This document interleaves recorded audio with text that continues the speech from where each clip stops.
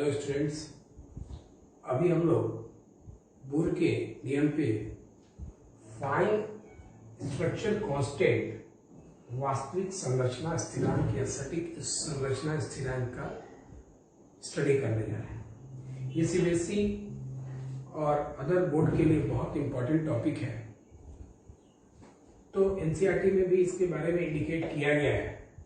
तो सबसे पहला चीज हम आपको ये बताना चाहेंगे कि पिछले टॉपिक में आपने पढ़ा था हाइड्रोजन के लिए, फॉर हाइड्रोजन मतलब हाइड्रोजन के लिए स्पीड का वैल्यू आपने निकाला था। हाइड्रोजन के लिए जो इलेक्ट्रॉन है उसके फर्स्ट ऑर्बिट में आपने स्पीड का वैल्यू फाइंड किया था और वो स्पीड का वैल्यू था 2 pi K E square divide by h, जिसका आपने सॉल्यूशन किया था 2.2 इंटू 10⁶ मीटर पर सेकेंड। हमने क्या कहा था?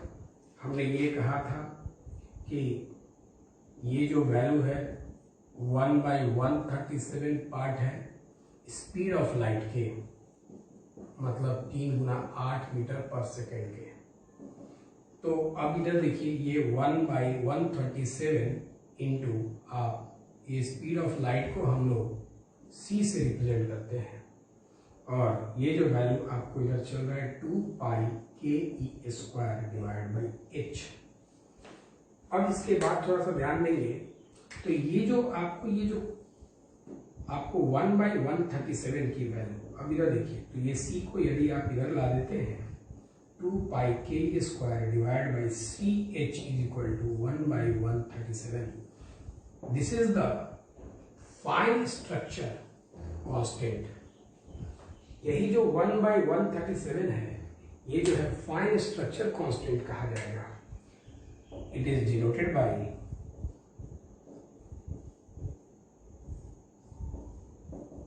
अल्फा। इसको हम अल्फा से रिप्रेजेंट करेंगे। तो अल्फा का अगर कोई वैल्यू पूछे, न्यूमेरिकल वैल्यू, तो ये 1/137 है। तो अब इस चीज को आप थोड़ा सा ध्यान रखेंगे, तो ये अल्फा का न्यूमेरिकल वैल्यू हो गया। अब जैसे, अब इसके बाद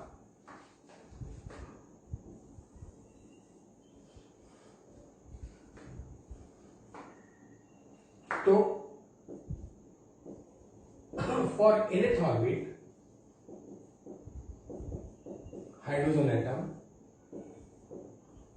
आपने जो वेलोसिटी का वैल्यू फाइंड किया था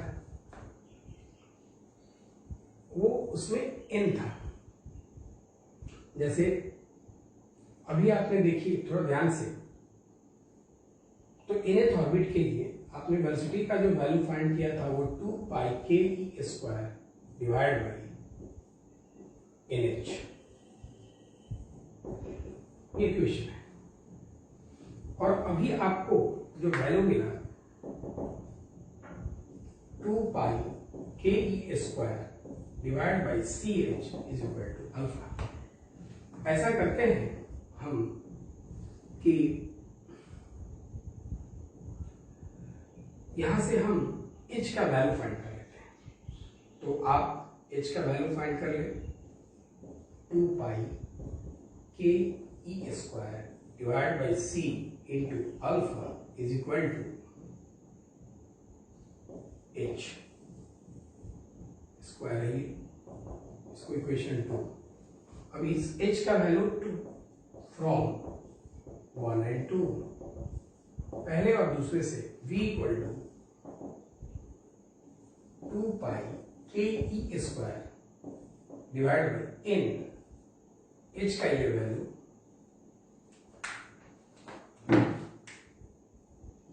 2 pi K E square divide by C alpha. तो लगता है ये पूरा पूरा कैंसिल हो जाएगा, तो वेलोसिटी इज इक्वल टू ऊपर चला जाएगा c alpha divide by n। c मतलब स्पीड ऑफ लाइट, n माने नंबर ऑफ ऑर्बिट, और अल्फा का वैल्यू जो है 1/137। तो अब आपको किसी भी हाइड्रोजन एटम के लिए nth ऑर्बिट का अगर आपको एनर्जी निकालना हो फॉर nth ऑर्बिट, तो अब आप देख लीजिए थोड़ा ध्यान से, V इज इक्वल टू आप चाहें तो ये हो गया 3 into 10⁸ divide by number of orbit n into alpha का वैल्यू 1/137। मतलब जिस ऑर्बिट के लिए आपको स्पीड पता करना हो इलेक्ट्रॉन का, बड़ा अच्छा फॉर्मूला यहां से मिला कि उतना बड़ा कैलकुलेशन ना करके आप केवल इसमें नंबर ऑफ ऑर्बिट आप यूज कर लेंगे तो आपको ये वैल्यू मिल जाएगा। उस ऑर्बिट के लिए आपको ये वैल्यू प्रोवाइड कर देगा हाइड्रोजन में। अब जैसे एक चीज ध्यान रखेंगे आप कि अभी हमारे पास जो है ये आपने देखा, ये वेलोसिटी पता किया गया। अल्फा क्या है? अल्फा एक बार फिर से सुनेंगे ध्यान से, जैसे v बराबर 2π² डिवाइड बाई h, इसका वैल्यू आपने न्यूमेरिकल में पहले आपने प्रूफ किया है 2.2 इंटू 10⁶ मीटर पर सेकेंड, जिसके बारे में हमने बताया था कि ये स्पीड ऑफ लाइट के लगभग 1/137वां पार्ट है। तो हमने ये कहा कि अब ये स्पीड ऑफ लाइट को आपने c मान लिया, तो इस c को आप इधर डिवाइड कर दिए। जब आप डिवाइड कर दिए और इसको जब आप डिवाइड कर दिए तो ये जो परफेक्ट न्यूमेरिकल वैल्यू है इसको अल्फा सपोज किया गया, मतलब इसका वैल्यू जो आएगा वो 1/137 आएगा हमेशा। तो ये 2πk²/ch ये अल्फा का वैल्यू हो गया। अब ये आप nth ऑर्बिट के लिए हाइड्रोजन का एटम का वेलोसिटी पता करने जा रहे हैं। ये वेलोसिटी है, velocity of electron nth orbit के लिए। तो जब आप पता ये करने जा रहे हैं तो v बराबर 2πk² बाई NH आपने प्रूफ किया है। ये प्रूफ अर्लियर, पहले आपने प्रूफ किया है, देखिएगा प्रूफ अर्लियर माने शुरू में आपने इसको प्रूफ किया है, पहले प्रूफ किया गया इसका मतलब है। और ये nth ऑर्बिट में इनोवा कक्ष में हाइड्रोजन एटम के आपने वेग निकाला है इलेक्ट्रॉन का इतना। तो अब देखिए थोड़ा ध्यान से, तो ये है। अब इसमें इसको आप ये प्रूफ किया आपने, पहले आपने प्रूफ किया है, पहला ये प्रूफ किया हुआ है। अब ये थोड़ा सा ध्यान से समझेंगे कि जैसे 2πk²/ch का वैल्यू अल्फा कहां से, तो वहां से। तो यहां से आपने किया क्या कि यहां से आपने h का वैल्यू निकाल लिया और h का वैल्यू आप यहां पे पुट कर लिए। पुट करने के बाद ये आया v का वैल्यू c/n अल्फा, तो c का वैल्यू 3 इंटू 10⁸, n का वैल्यू नंबर ऑफ ऑर्बिट है और अल्फा आपको मालूम है 1/137। कितना आसान फॉर्मूला ये प्रोवाइड करता है। अब इसके बाद थोड़ा सा ध्यान देंगे, जैसे कि हमने ये कहा, जैसे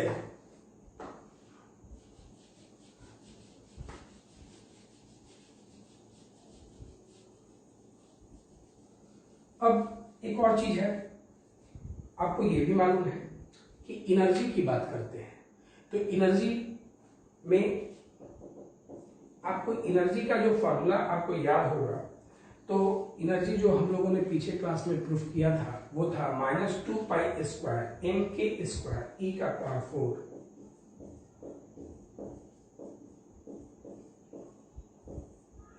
डिवाइड बाई n² और h²। ये हमारा जो था वो एनर्जी का फॉर्मूला था -2π² mk² e⁴ n² और h²।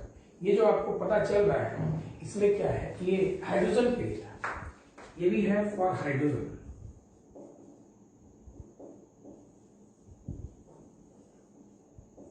हाइड्रोजन के लिए एनर्जी ऑफ इलेक्ट्रॉन,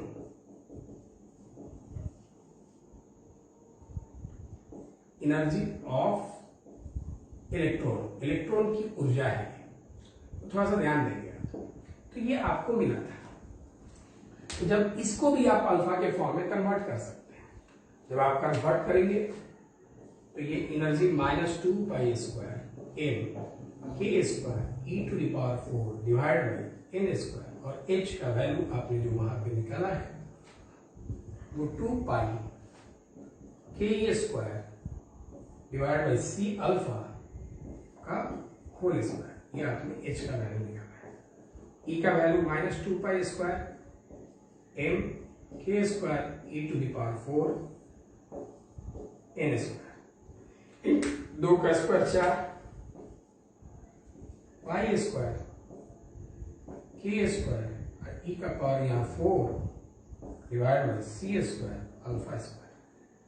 हमको लगता है ये के square e to the power 4 cancel हो जाएगा, ये पाई स्क्वायर से ये पाई स्क्वायर भी कैंसिल हो जाएगा और ये 2 से 4 दो बार में कट जाएगा।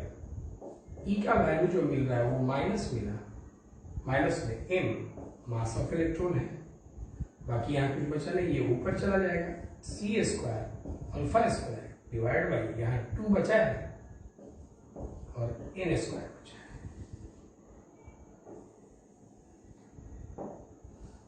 अब जरा देखिए m मतलब mass of electron 9.1 10⁻31 kg, c का मतलब आप चाहें तो स्पीड ऑफ लाइट 3 × 10⁸ का स्क्वायर कर लेंगे।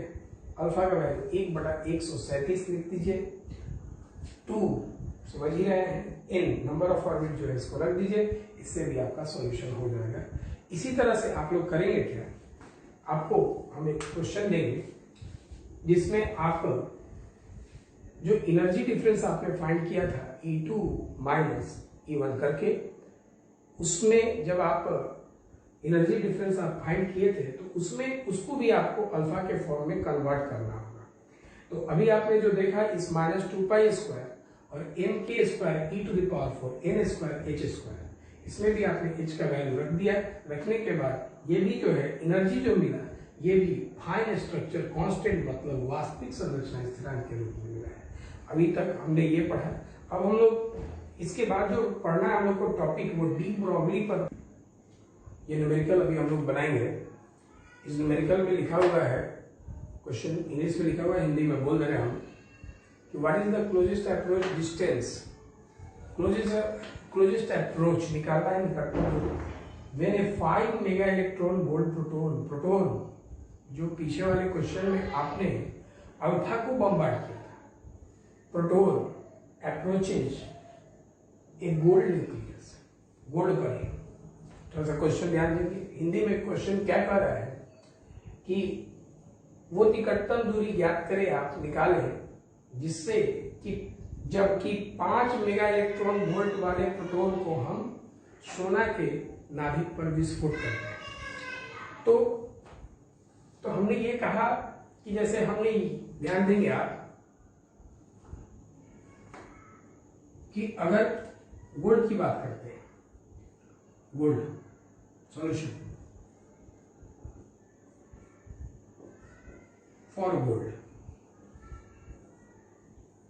तो गोल्ड माने सोना के लिए आपको मालूम है कि जेड का वैल्यू 79 होता है, ये चीज ध्यान रखिए आप। तो जेड जब 79 होता है तो न्यूक्लियस, तो जेड का होगा प्लस जेडी, और यहां से आप अल्फा को फेंक रहे थे पहले, लेकिन अभी कह रहे हैं कि प्रोटॉन फेंक रहे हो आप, एक प्रोटॉन। तो एक प्रोटॉन का जो चार्ज होता है शायद आपको याद होगा कि प्लस ही होता है। अल्फा फेंक रहे थे तो +2e था और इसको फेंके थे तो प्लस ही।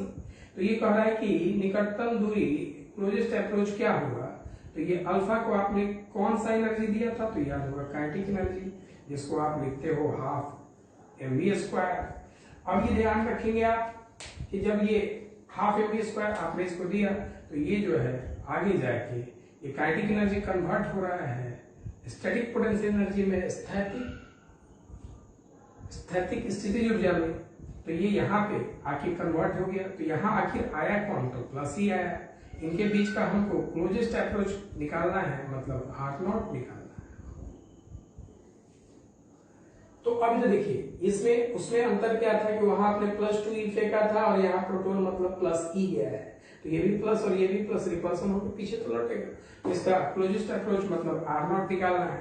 आपने काइनेटिक एनर्जी यहाँ से दिया और यहाँ पे आके स्टैटिक पोटेंशियल एनर्जी है, ये आप याद रखेंगे, स्टैटिक का है, इलेक्ट्रोस्टैटिक का है। तो अब देखिए अभी हमने ये कहा, तो आपने कितना एनर्जी दिया, 5 मेगा इलेक्ट्रॉन वोल्ट, ये काइनेटिक एनर्जी आप देते हैं, याद होगा पीछे वाला क्वेश्चन 7.7 पे बनाए थे, प्रोटॉन के लिए नहीं बनाए थे, वो अल्फा पार्टिकल के लिए बनाए थे। अच्छा इधर देखिए 5 मेगा के लिए 10⁻6 इलेक्ट्रॉन वोल्ट के लिए 1.6 × 10⁻90 जूल। बार बार हम बताएं इलेक्ट्रॉन वोल्ट भी एनर्जी का यूनिट है। 16 × 5 80 8.0 इंटू 10⁻19 में से 6 गया तो -13 जूल। कैलकुलेशन अपना अपना होता है, जिस तरह से आप करें। कोई इसको पूरा वैल्यू भी पुट कर देगा, उससे भी आसान, थोड़ा सा जल्दी 1-2 स्टेप होगा शायद। वो जिस स्टेप से चल दिया उसी स्टेप से चला दी। अब यह देखिए, इनिशियल काइनेटिक एनर्जी, ये इनिशियल है, समझेंगे, और ये final static potential energy, short में लिख रहे हैं, समझ रहे हैं आप। Initial kinetic energy, final static potential energy, conversion होता है। 12 mv², पोटेंशियल एनर्जी का फॉर्मूला 1/4πε0 Q1 Q2/R होता है। क्लोजेस्ट अप्रोच R0 निकालना है, V है ये।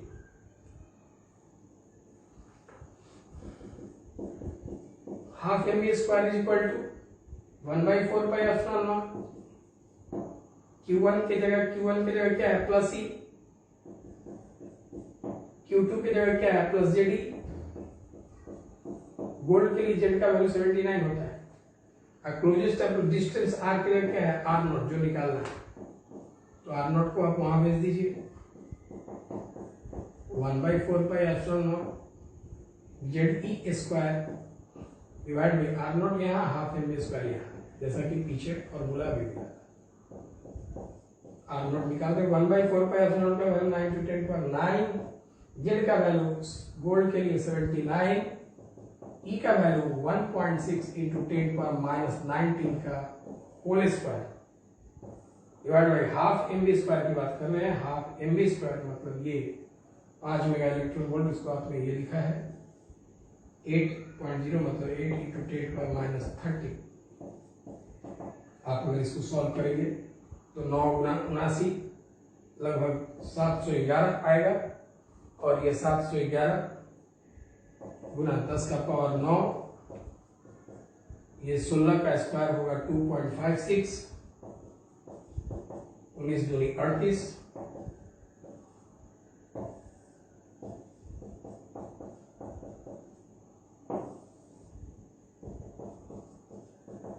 R0 711 और 2.56 को मल्टीप्लाई करेंगे आप तो 1820.16 आएगा। 38 में से 9 गया तो -29 बचेगा।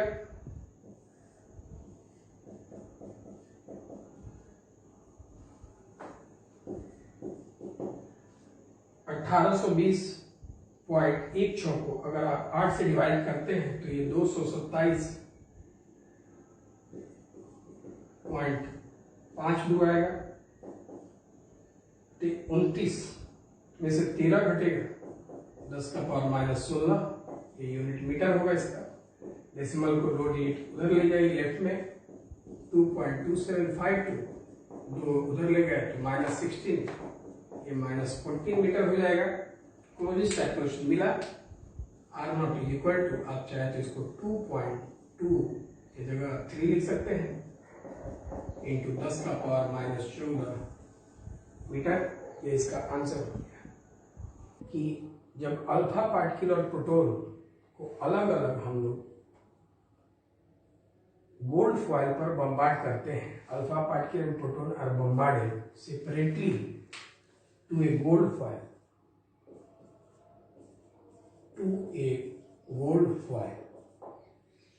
separately to a gold foil, then we find that they reaches the same distance of closest approach.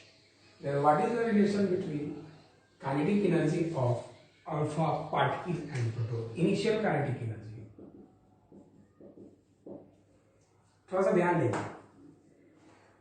ये क्वेश्चन क्या कहता है कि जब अल्फा पार्टिकल और प्रोटॉन को हम अलग अलग सोने के पत्र पर विस्फोटित करते हैं, तब हम ये पाते हैं कि दोनों बराबर निकटतम दूरी पर प्राप्त होते हैं। सोने के साथ न्यूक्लियस के साथ बराबर दूरी पर मिलते हैं, क्लोजेस्ट अप्रोच इनका बराबर होता है। Then what is the relation between, तब उनकी relation between initial kinetic energy of alpha particle and proton, तब उनकी जो काइनेटिक एनर्जी है अल्फा पार्टिकल और प्रोटॉन के जो इनिशियल काइनेटिक एनर्जी है उसके बीच का रिलेशन मतलब संबंध क्या होगा, यही आपको पता करना है। तो इसको हम सॉल्व करते हैं। इसका सॉल्यूशन, सबसे पहले दोनों को गोल्ड फॉइल पर ही बम्बार्ड किया गया है। ये प्लस जेडी, गोल्ड फॉइल पे जब आप बम्बार्ड करते हैं तो पहले हम अल्फा पार्टिकल को बम्बार्ड करते हैं,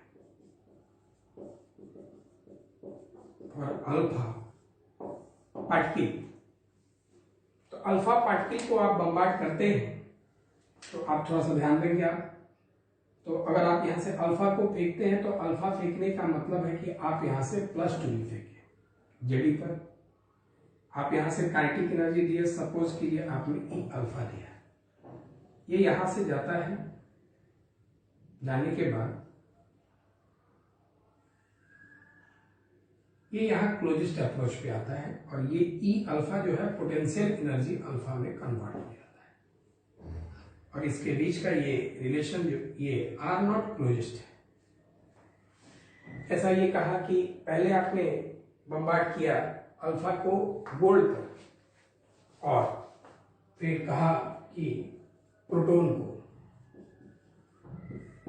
आपने बम्बार्ड किया, तो जब आप प्रोटॉन को बम्बार्ड करते गोल्ड पर ही, तो ये भी ध्यान देंगे ये गोल्ड है तो प्लस जेडी, प्रोटॉन को बम्बार्ड करते हैं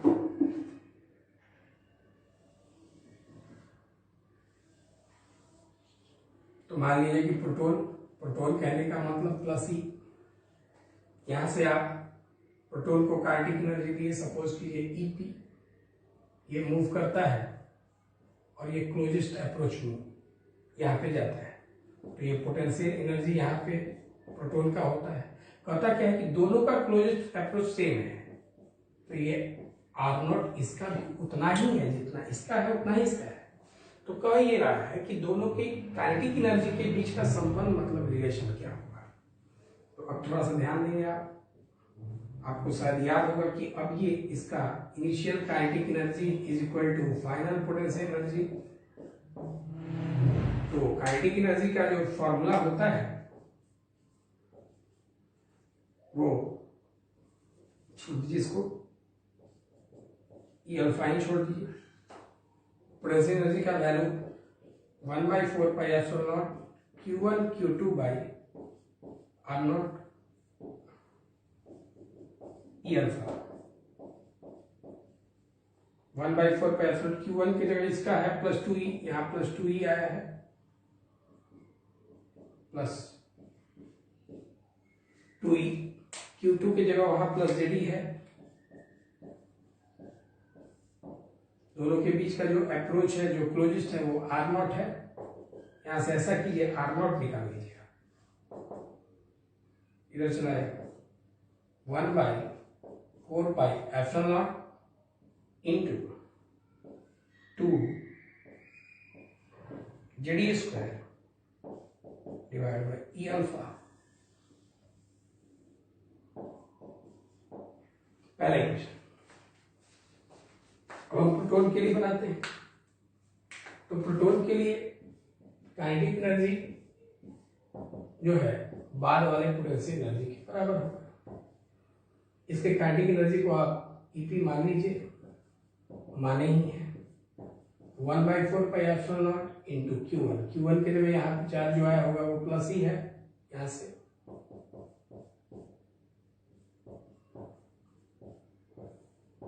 प्लस जेडी है R0।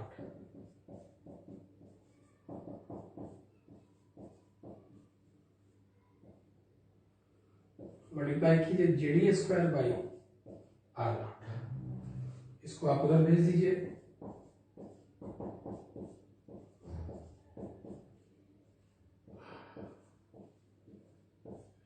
और उसको इधर ला दीजिए।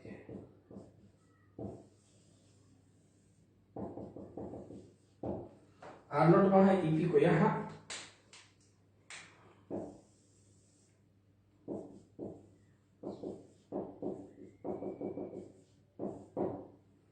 दोनों R0 को बराबर कर देते हैं, ये भी R0 क्योंकि दोनों का क्लोजेस्ट अप्रोच सेम है,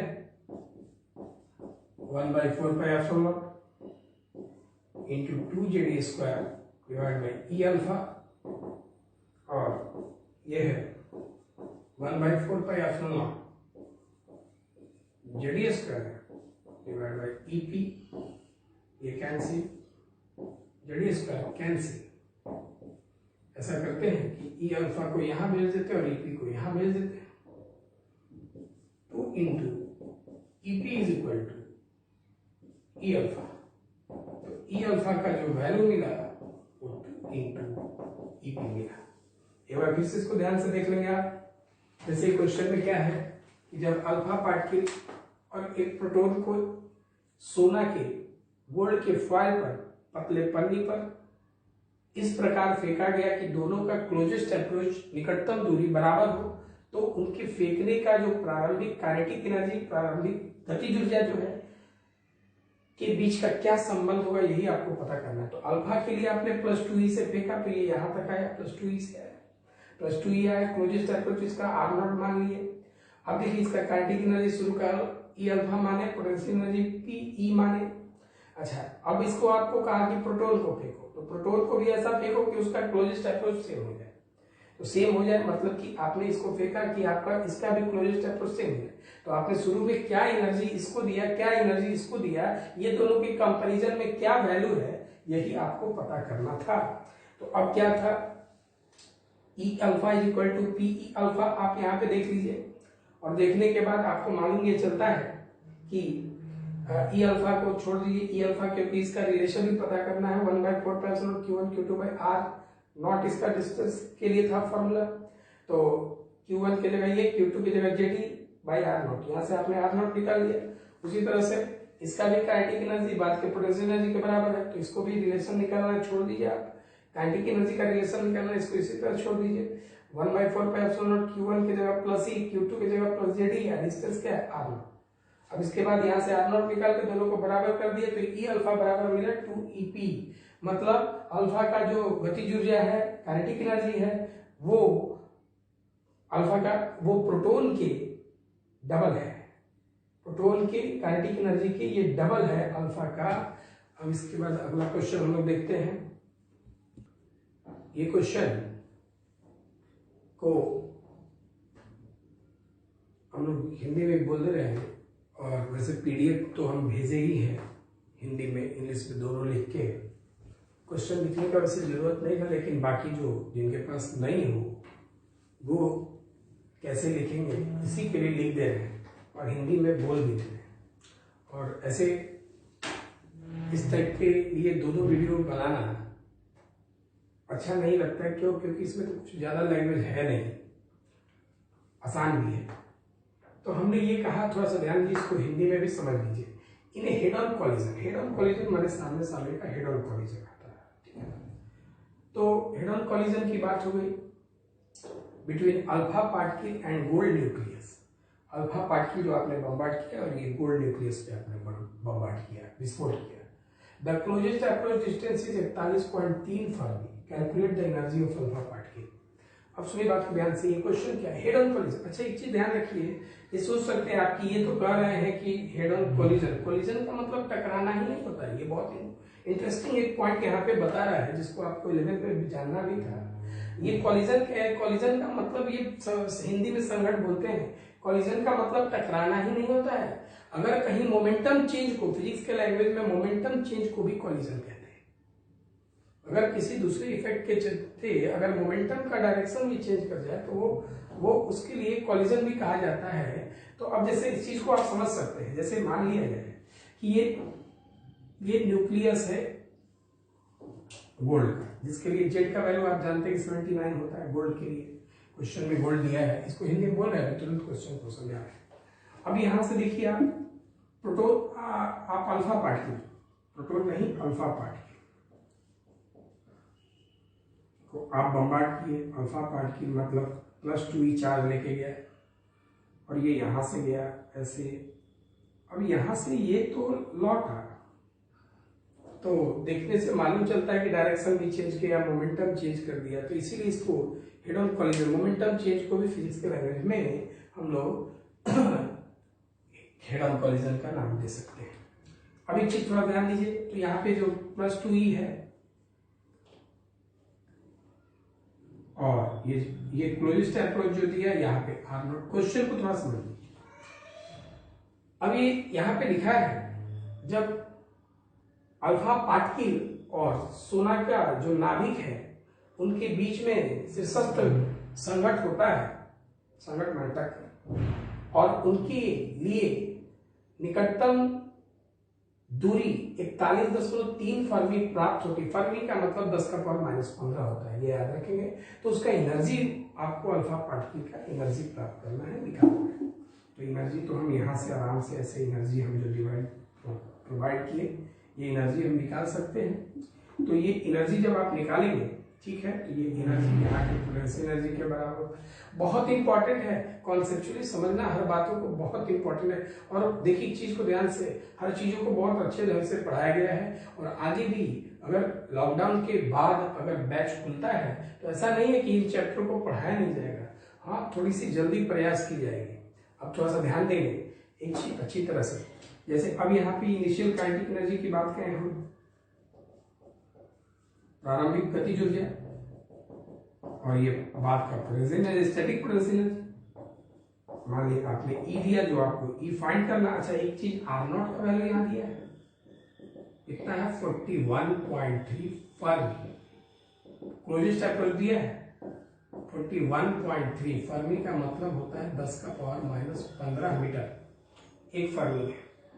तो ये काइनेटिक एनर्जी हुआ। पोटेंशियल एनर्जी की बात करें हम, बाद वाली यहाँ की पोटेंशियल एनर्जी है 1/4πε0 Q1। Q1 के जगह क्या है +2e, Q2 की जगह क्या है +ZE, 2 है ये और ये Z है। क्लोजेस्ट अप्रोच कितना R0। पता तो आपको एनर्जी निकलना है, ठीक है, एनर्जी निकल रहा है 1/4πε0 का वैल्यू आप 9 × 10⁹ लिख सकते हैं। ये वैल्यू आएगा 2ZE² डिवाइड बाय R0 का वैल्यू होता है तो 41.3 इंटू 10⁻⁻15 लिख सकते हैं आप।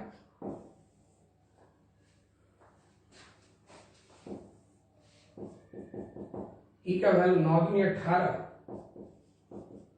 गुना 10⁻9, 18 उधर चला गया जेड, सोना के लिए 79। ई का वैल्यू 1.6 इंटू 10⁻90, ई का स्क्वायर है इसका भी स्क्वायर, डिवाइड बाय 41.3 इंटू 10⁻15। इसको जब आप सॉल्व कीजिएगा तो ये 8.814 इंटू 10⁻30 जूल आएगा। इसको आप मेगा इलेक्ट्रॉन वोल्ट में कन्वर्ट कर सकते हैं। अब देखिए मेगा को कन्वर्ट करना, तो मेगा को चेंज करना, आगे बढ़ाना, तो 10⁻6 से मल्टीप्लाई करते हैं। अब मेगा लाना हो तो 10⁻6 से डिवाइड करेंगे।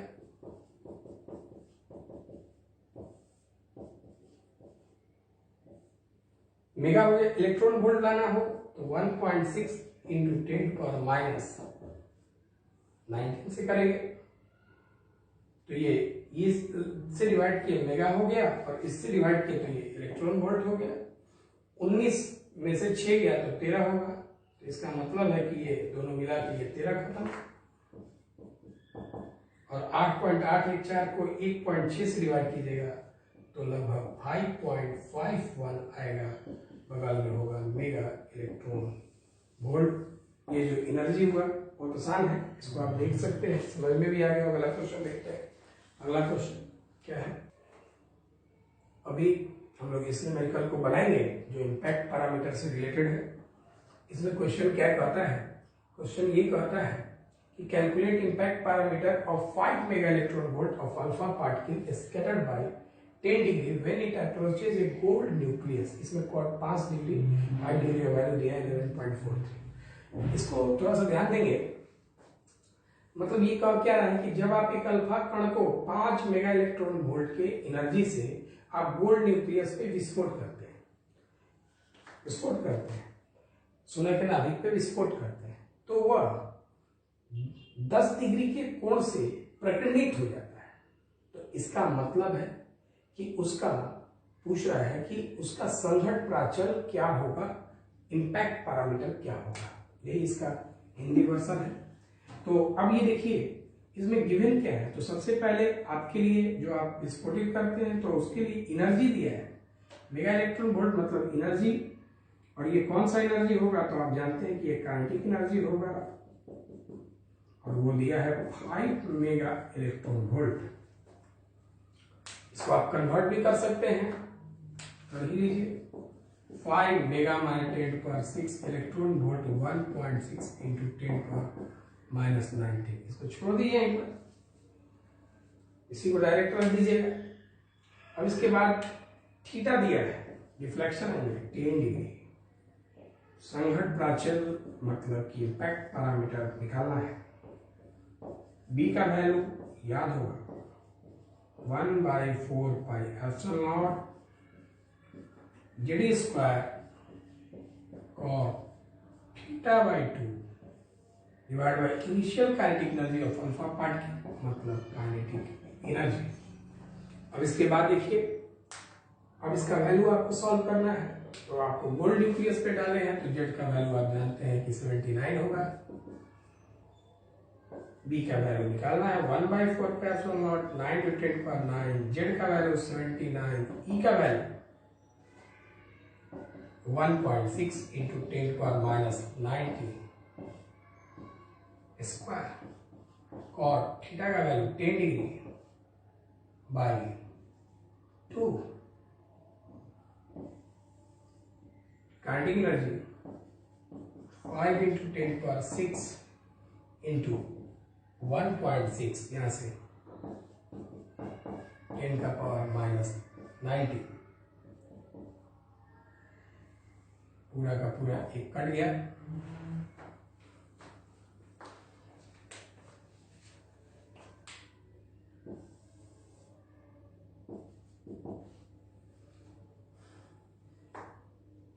राशि गुना 9 लगभग 711 आया था, उसी तरह से आप सॉल्व कीजिए। 9 इंटू 10 का पावर 9 में से 6 चला गया, 10 का पावर 3 विधि 5, ये पूरा इधर से खत्म, इसका काम खत्म। 79 उधार लीजिए इधर, 1.6 इंटू 10⁻⁻90, एक टू बचा, यहाँ कॉट बच रहा है 5 डिग्री 9 गुना 10 का पावर 3 5, 79 इंटू 1.6 माइनस 10⁻⁻90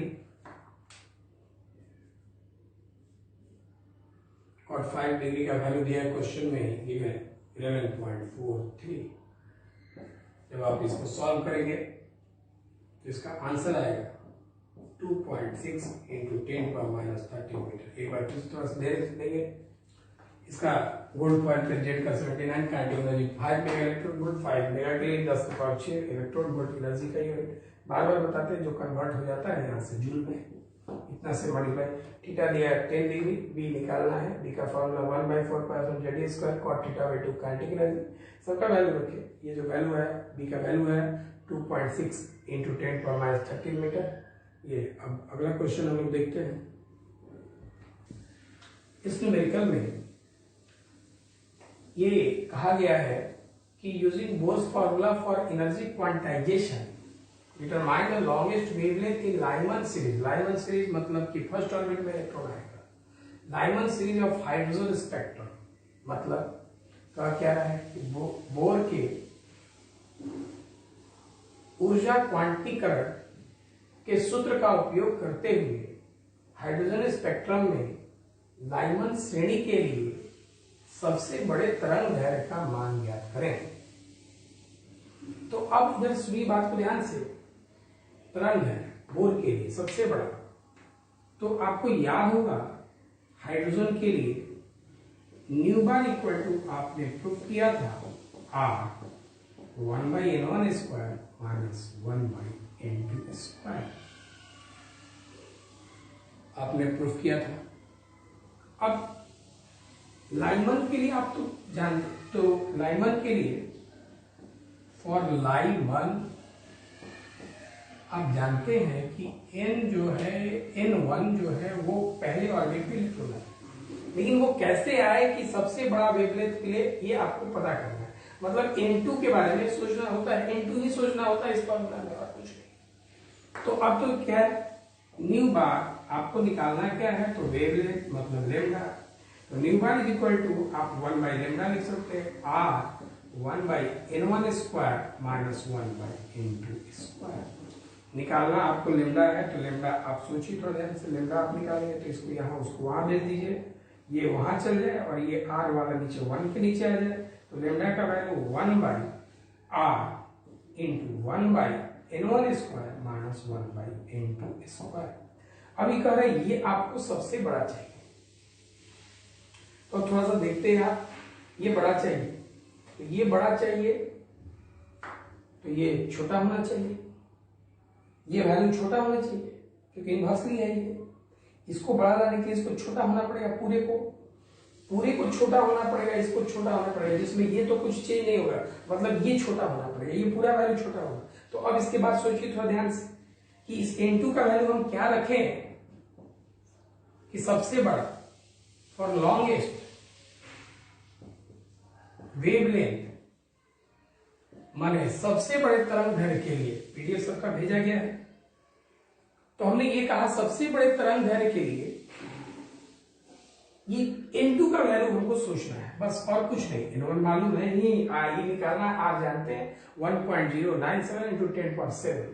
अच्छा n1 रख ही देंगे, अभी तो सोचिए आप ऐसा करते हैं, थोड़ा सा सोचिए आप ऐसा करते हैं कि हम n2 का सबसे छोटा वैल्यू लाइमन का सोचते हैं। अगर ये छोटा होगा तो 1 के नीचे है तो बड़ा आएगा, छोटा है तो इसका वैल्यू 1 में अगर छोटा से डिवाइड करेंगे तो वैल्यू बड़ा होगा नीचे होने से। n2 अगर छोटा रखते हो तो n2 अगर छोटा रखते हो तो 1 बाई n2 बड़ा होगा, n2 छोटा तो 1 बाई n2 बड़ा। तो ये बड़ा, तो जब छोटी बात को ध्यान से, ये बड़ा तो इसमें से घटेगा बड़ा, तो ये जो वैल्यू पूरा मिलेगा वो छोटा मिलेगा। एक बार फिर से सुनिएगा, अब इसका उल्टा एक बार सोच लीजिए, अगर हम ये बहुत बड़ा वैल्यू रख दें, n2 का वैल्यू अगर आप बड़ा रख दें, n2 का वैल्यू बड़ा रखते हैं तो 1 बाई n2 छोटा हो जाएगा। अब 1 बाई n2 जब छोटा हो जाएगा तो इस वैल्यू में से अगर छोटा घटेगा, इसमें से घटने वाला चीज कम होगा, तो घटेगा कम तो इसका वैल्यू बड़ा मिलेगा। इसमें से अगर कम घटाएंगे तो इसका मतलब है कि वैल्यू बड़ा मिलेगा। जब ये वैल्यू बड़ा मिलेगा तो लेमडा छोटा हो जाएगा। तो आपको लेमडा तो छोटा रखना नहीं है, लेमडा तो बड़ा रखना है। तो लेमडा जब बड़ा रखना है तो एक बार फिर से सोचेंगे, तो लेमडा जब बड़ा रखना है तो हम n2 के वैल्यू को सबसे छोटा रखेंगे। लाइमन के लिए सबसे छोटा n2 कौन है? 2।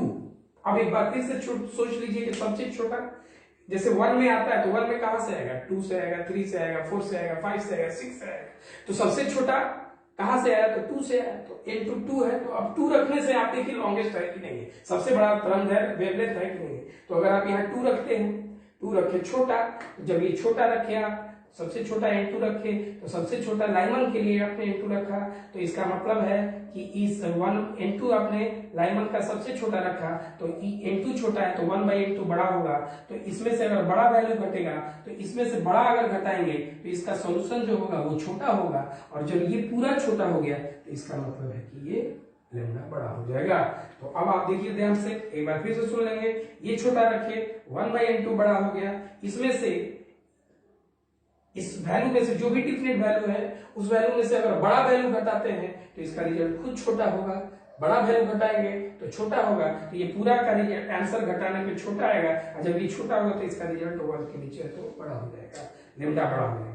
तो lambda is equal to 1 by R का वैल्यू रखो आप 1.097 इंटू 10⁻7, 1 बाई n1 की जगह आप 1 स्क्वायर रखोगे, लाइमन है तो n2 पता चला कि इसमें 2 रखना पड़ेगा।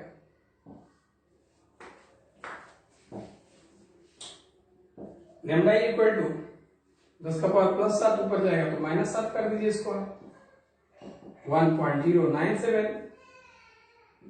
1 माइनस 1/4 हो गया, ये लेमडा बराबर 10 का पावर -7 हो गया, 1.097 इंटू इसको करेंगे तो 3/4 होगा, लेमडा बराबर 4 ऊपर चला गया तो 4 गुना 10 का पावर -7, ये 4 ऊपर चला गया, इससे जब 3 में आप मल्टीप्लाई करेंगे तो ये हमको लगता है 3.291 आएगा, और जब इससे आप इसको डिवाइड करेंगे तो हमको लगता है 1.215 इंटू 10⁻⁷ मीटर, ऐसा लगभग आंसर आएगा इसका। अब एक चीज थोड़ा सा बात को समझेंगे, ये सारी चीज ये सब क्वेश्चन कभी कहीं ना कहीं एग्जाम में आए हैं, कोई बोर्ड चाहे कंपटीशन में ये सारे क्वेश्चन आए हैं इस तरह का। अभी एक टॉपिक बच रहा है, हम लोग डी ब्रॉगली से सेकंड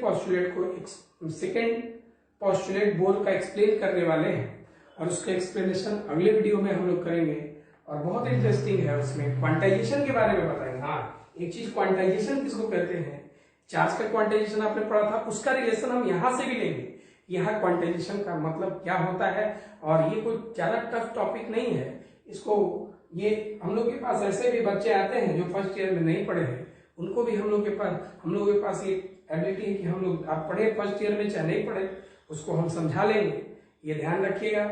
इससे कोई दिक्कत आपको नहीं होगा, डी ब्रॉगली एक्सपेरिमेंट में भी जब आप कैलकुलेशन समझाएंगे आपको थोड़ा भी दिक्कत नहीं होगा। ध्यान दीजिएगा, बोर्ड के पैटर्न पे पढ़िए, एनसीईआरटी बुक का भी सॉल्यूशन हो सकता है तो हम होगा ही, करेंगे ही, और करेंगे वीडियो उसका भी, और ढंग से पढ़िए, बहुत अच्छा पढ़िए, है ना, और घर में रहिए, सारे चीजों को हम बताएंगे दोबारा। लॉकडाउन खत्म होने के बाद एक बैच क्रिएट करके लास्ट में भी इसको बताया जाएगा, और लेकिन थोड़ा सा जल्दी बताया जाएगा, सब लोग ध्यान से पढ़ें, इसका नोट्स अच्छी तरह से तैयार करें, पीडीएफ जो भेजा गया उससे नोट्स बनाएं, और बहुत अच्छी तरह से इसका न्यूमेरिकल भी हम लोग अगले वीडियो में डालेंगे, और डी ब्रॉगली के बारे में भी एक्सप्लेन भी करेंगे, उसमें क्वांटाइजेशन का एक टॉपिक भी बताएंगे। थैंक यू, बहुत अच्छे से पढ़ें।